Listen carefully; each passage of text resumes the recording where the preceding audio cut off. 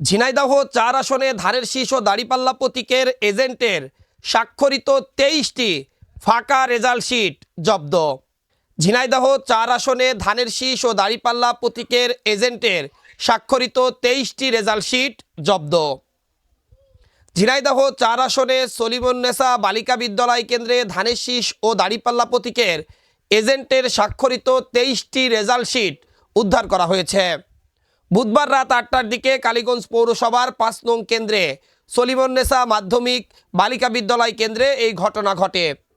এই কেন্দ্রের presiding officer হিসাবে দায়িত্ব পালন করছেন জনস্বাস্থ্য প্রকৌশলী অধিদপ্তরের সহকারী প্রকৌশলী জেসমিন আরা। এই ঘটনার পর কেন্দ্র পরিদর্শন করেছেন এক্সিকিউটিভ ম্যাজিস্ট্রেট সেলিম রেজা, সহকারী রিটার্নিং অফিসার রেজওয়ানা নাহিদ। এই কেন্দ্রে ২২৩৪ জন ভোটাধিকার প্রয়োগ করবেন।